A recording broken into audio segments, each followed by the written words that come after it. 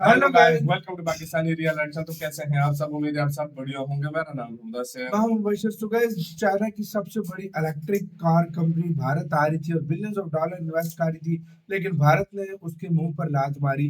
क्या हुआ सारा सीन देखेंगे। रिजेक्ट किया उसको भारत ने और चाइना बोलेगा गजब बेइज्जती यार। गजब तो बेइज्जती। बिना किसी देरी के देखते हैं इंडियन अफेयर्स के वीडियो। तो काउंट करते हैं 3 2 1 एंड स्टार्ट। इस समय की सबसे बड़ी अपडेट चाइना और भारत को लेकर आ रही है और ये वीडियो लिंक्ड होने वाली है गलवान घाटी की घटना के बाद जो भारत और चाइना के बीच एक तरह की राइवलरी स्टार्ट हुई है उसको लेकर। इस वीडियो में हम डिस्कस करेंगे कि किस तरह से भारत और चाइना दोनों देश एक तरह से अनडिक्लेयर्ड वॉर या फिर अमेरिका और रशिया के बीच सोवियत यूनियन के समय जिस तरह से कोल्ड वॉर वाली सिचुएशन थी, ठीक उसी तरह से कोल्ड वॉर भारत और चाइना के बीच भी स्टार्ट हो गया है और इस कोल्ड वॉर में भारत चाइना को काफी टफ टाइम दे रहा है। इसके साथ ही हम ये भी डिस्कस करेंगे कि किस तरह से मोदी सरकार ने भारत के अंदर कई बिलियन डॉलर्स की इन्वेस्टमेंट को मना करके यानी कि इनकार करके चाइना की भारत में एंट्री करने से रोक दिया है। वो भी तब जब ये जो भारत सरकार का फैसला है इससे भारत के अंदर कई हजारों जॉब्स का नुकसान होगा और जो भारत की मार्केट को एक्सपोर्ट्स यानी अपने निर्यात को बढ़ाने का जो मौका मिलता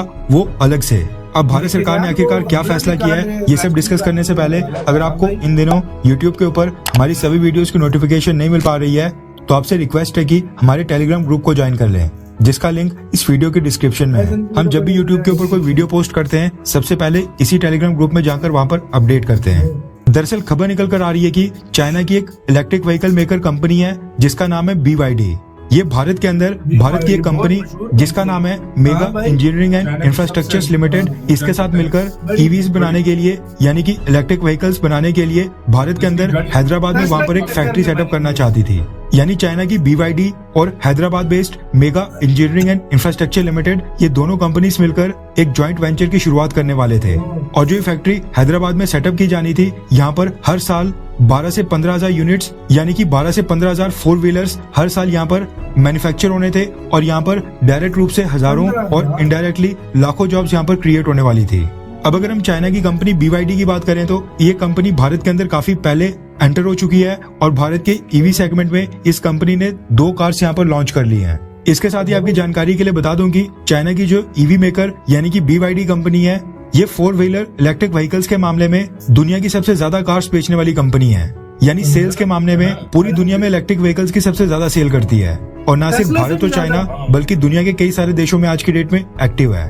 अब हुआ क्या कि चाइना की BYD और भारत की Mega Engineering and Infrastructure Limited इन दोनों ने आपस में कांटेक्ट किया और इन दोनों कंपनीज के ऑफिशियल्स ने आपस में बैठकर एक दूसरे के साथ मिलकर एक प्रपोजल ड्राफ्ट किया जिसको उन्होंने सबमिट किया और पिच किया भारतीय सरकार के department for promotion of industry and internal trade के सामने।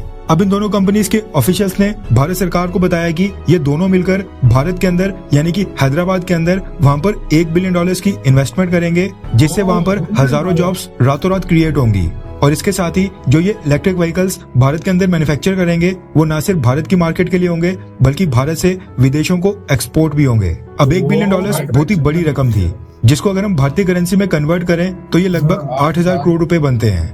अब आपको लग रहा होगा कि भारतीय सरकार ने आखिरकार चाइना की इतनी बड़ी इन्वेस्टमेंट को इनकार कैसे कर दिया। दरअसल खबर ये भी निकल कर आ रही है कि ये जो 8,000 करोड़ रुपए थे यानी कि $1 बिलियन ये सारे का सारा खर्च करना था भारत की कंपनी यानी mega Engineering and Infrastructures limited ने, जबकि जो चाइना की कंपनी है यानी कि BYD इसका काम था इलेक्ट्रिक व्हीकल्स को कैसे मैन्युफैक्चर करना है, इसमें क्या क्या टेक्नोलॉजी लगेगी, ये सारी चीजें ट्रांसफर करने को।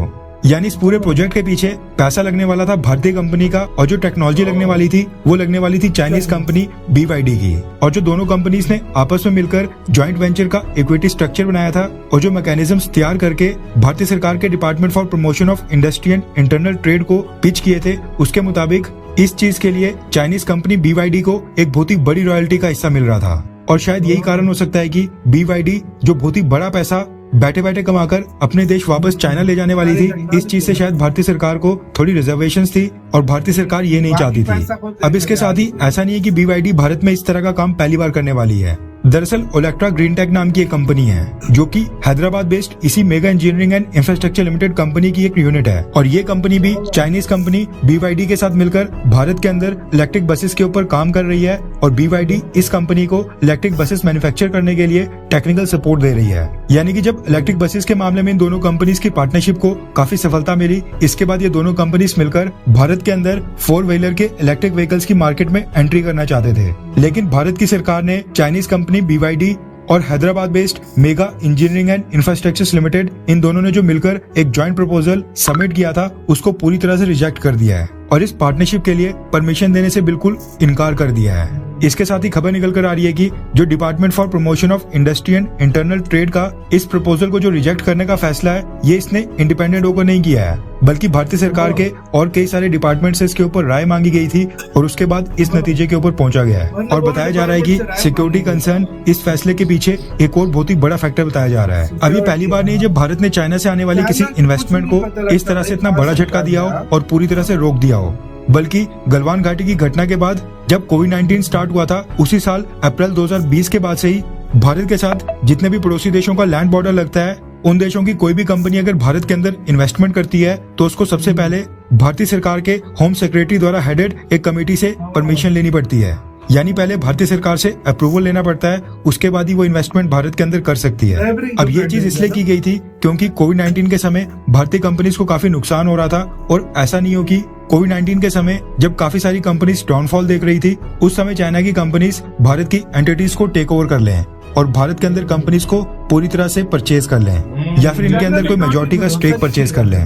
वैसे सिक्योरिटी कंसर्न्स का हवाला देकर भारतीय सरकार ने चाइना की इन्वेस्टमेंट को भारत के अंदर आने से रोक तो दिया है, लेकिन एक चीज इससे ये होगी कि भारत के अंदर जो हजारों जॉब्स डायरेक्ट रूप से पैदा होने वाली थी और इनडायरेक्टली जो लाखों जॉब्स भारत के अंदर क्रिएट होने वाली थी उसको इससे काफी धक्का लगेगा। और साथ में जब ये चाइना की BYD कंपनी भारत की मेगा कंपनी के साथ मिलकर यहाँ पर 4 व्हीलर इलेक्ट्रिक व्हीकल्स मैन्युफैक्चर करती तो ये न सिर्फ भारत की मार्केट में बिकते बल्कि यहाँ से विदेशों को एक्सपोर्ट भी किए जाते, जिससे भारत के एक्सपोर्ट कई गुना ज्यादा बढ़ जाते। इस चीज से भी भारत को थोड़ा बहुत नुकसान होगा। लेकिन हाँ, अगर हम एक ग्रेटर पिक्चर के ऊपर नजर डालें तो चाइना के साथ पिछले कुछ सालों से हमारे रिलेशंस बिल्कुल भी अच्छे नहीं चल रहे हैं और भारत की सरकार लगातार कोशिश कर रही है कि चाइना के ऊपर जो हमारी डिपेंडेंस है जितनी भी कम हो सके उतनी कम हो और हम चाइना के ऊपर ज्यादा निर्भर नहीं रह सकें, क्योंकि अगर कल को भारत और चाइना के बीच किसी भी तरह की युद्ध वाली सिचुएशन आती है और भारत चाइना के ऊपर कुछ हद तक निर्भर रहता है तो चाइना के पास अपर हैंड होगा और चाइना कल को भारत को ब्लैकमेल भी कर सकता है। अब यहाँ पर आपका ओपिनियन काफी इंपॉर्टेंट हो जाता है।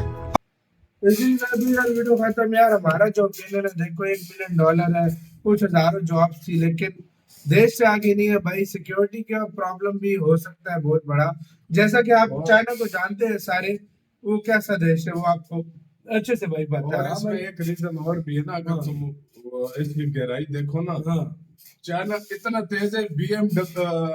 ये जो BYD जो है ये पूरी दुनिया में सबसे ज्यादा 4 व्हीलर इलेक्ट्रिक भेजती है, ठीक है।